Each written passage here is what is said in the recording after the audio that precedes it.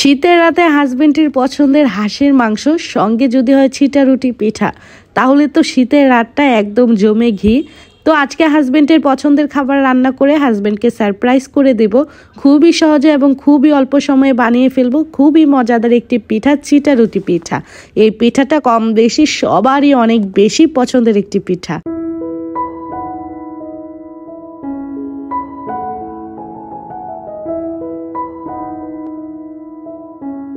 Hello everyone, আসসালামু আলাইকুম। Welcome back to my channel জান্নাত রাসেল টিনি ওয়ার্ল্ড থেকে আমি জান্নাত বলছি। শীতের সকালে শুভেচ্ছা জানিয়ে নতুন আরো একটি ব্লগ ভিডিওতে আপনাদেরকে ওয়েলকাম করছি। আশা করছি আজকের ব্লগটি আপনাদের কাছে ভালো লাগবে।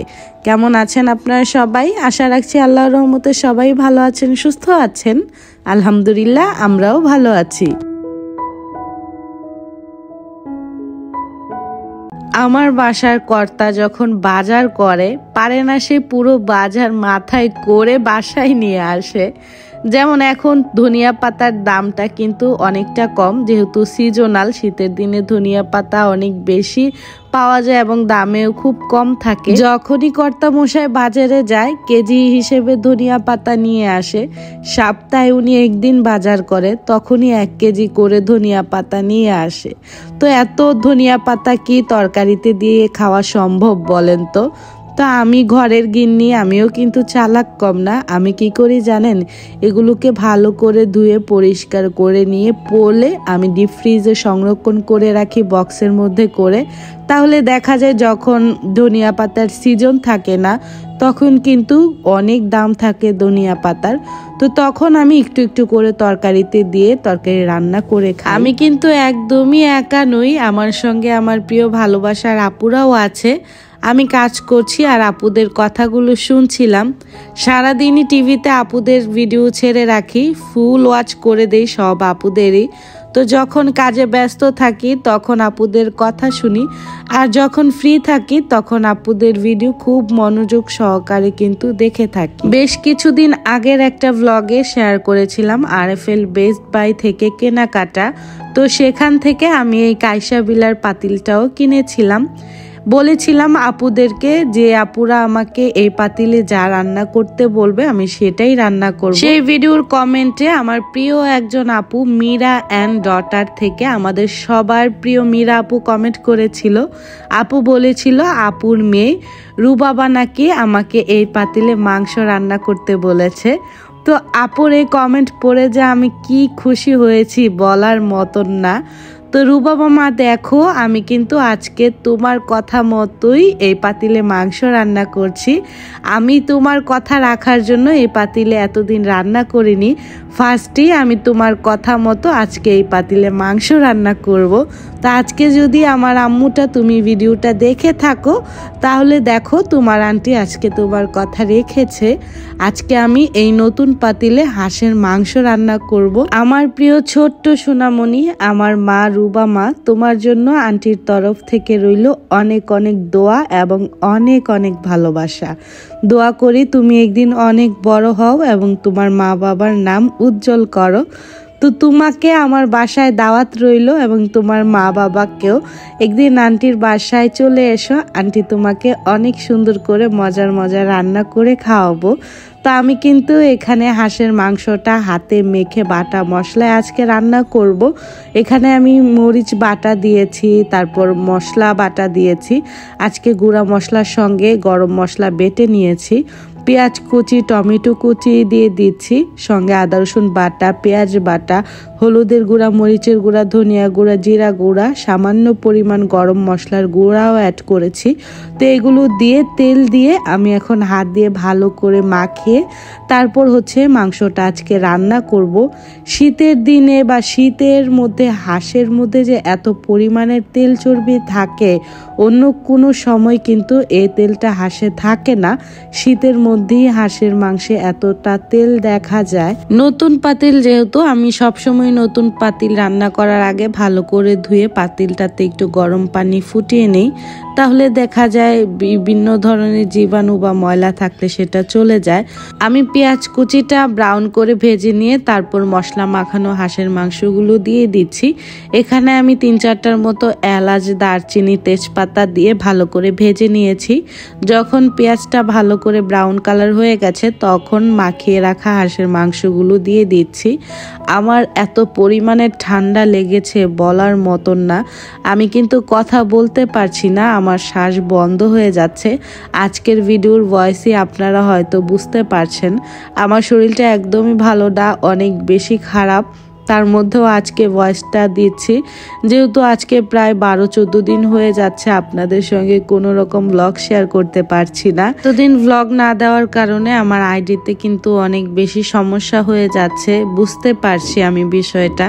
তারপরও কি আর করার বলেন, শরীরের উপর তো কোনো রকম জোর নেই। আপনাদের সবার কাছে দোয়া চাই, সবাই আমার জন্য, আমার হাজবেন্ডের এবং আমার পরিবারের জন্য দোয়া রাখবেন। আমরা সবাই অনেকটা বেশি অসুস্থ হয়ে গিয়েছি।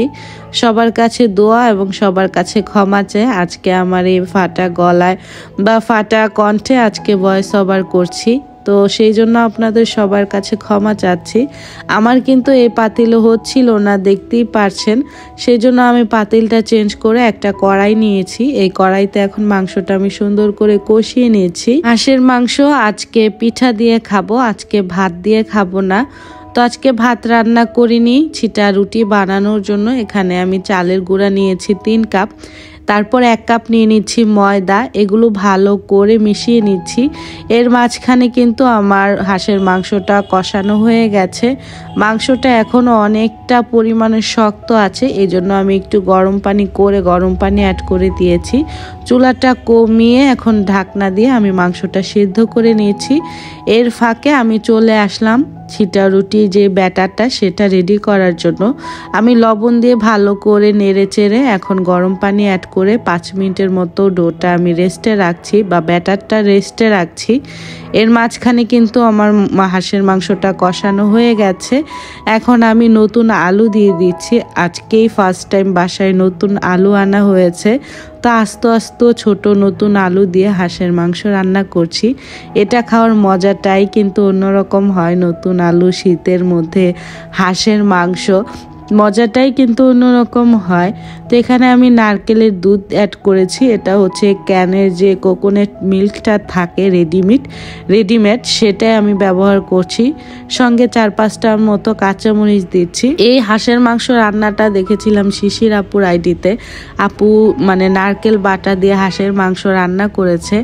আমি কখনোই হাঁসের মাংস নারকেল বাটা বা নারকেল দিয়ে খাইনি, আজকেই ফার্স্ট টাইম রান্না করেছি। তো নারকেল বেটে এত কষ্ট করে খাওয়া মানে আমার পক্ষে কোনোভাবেই সম্ভব হচ্ছিল না, যদি বাসায় কেউ পছন্দ না করে। সেই জন্য আমি বুদ্ধি খাটিয়ে সুপার শপ থেকে আমি এই মানে ক্যানটা নিয়ে আসছি, সেখান থেকে অল্প পরিমাণের দিয়েছি। তো আমার কিন্তু মাংসটা হয়ে গেছে, জিরার গুঁড়া দিয়ে আমি চুলাটা অফ করে দিয়েছি। এখন হচ্ছে ছিটা রুটি বানানোর জন্য আমি এই বটলের মুখটা আর কি ছিদ্র করে নিচ্ছি, একটা তারকাটা গরম করে নিয়ে। আজকে আমি ফার্স্ট টাইম ছিটা রুটি বানাচ্ছি, আগে কখনোই আমি ছিটা রুটি বানাইনি। ইউটিউব থেকে আমি দেখেছি বোতলের মুখ ছিদ্র করে ছিটা রুটি বানায়, তাহলে চুলাটা নোংরা হয় না। তো চুলা যেন নোংরা না হয় সেই জন্য আমি এই বুদ্ধিটা অ্যাপ্লাই করেছি, জানি না কতটুকু করতে পারি, চেষ্টা করি আল্লাহর নাম নিয়ে। তো আমি দিচ্ছিলাম, দেওয়ার সঙ্গে সঙ্গেই দেখছিলাম এই অবস্থা হয়ে যাচ্ছে। আসলে এটা দেখার জন্য আমি একদমই প্রস্তুত ছিলাম না। আমি ভেবেছিলাম যে আমি দিতে পারবো বা আমি বানাতে পারবো। তো এক পর্যায়ে দেখলাম আমার ভুলটা যেটা হয়েছে সেটা হচ্ছে আমি বোতলের ছিদ্রটা অনেক বেশি বড় করে ফেলেছি। ছিদ্রটা আরও চিকন হওয়ার দরকার ছিল। আসলে ফার্স্ট টাইম তো সেই জন্য বুঝতে পারিনি।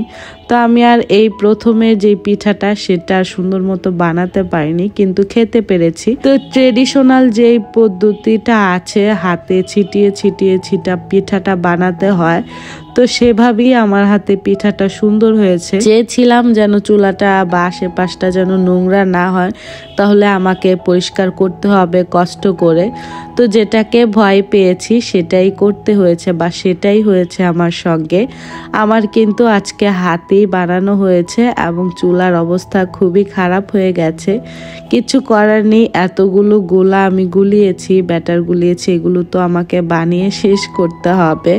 তো সেই জন্য হাতেই চেষ্টা করছিলাম। হাতে যে মাশাআল্লাহ এত সুন্দর ছিটা রুটি হবে আমার হাতে, আমি কখনোই চিন্তা বা কল্পনা করিনি। আমি ভেবেছি যে আমি পারবো না, একদমই আনাড়ি নতুন একজন মানুষ ছিটা রুটি বানাতে। তো সেই হিসেবে কিন্তু আমি খুব সুন্দর করেই বানাতে পেরেছি। নিজের প্রশংসা নিজেই করছি, আর কে করবে বলেন?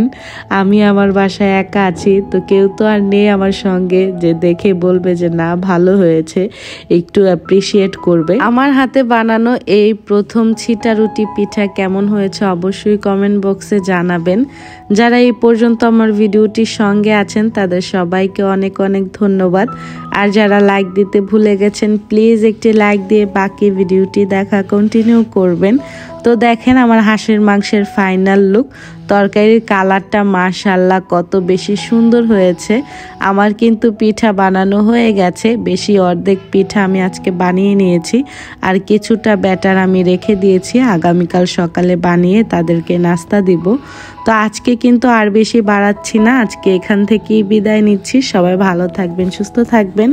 আগামী ব্লগ দেখার আমন্ত্রণ জানিয়ে বিদায় নিচ্ছি। আল্লাহ হাফেজ, আসসালামু আলাইকুম।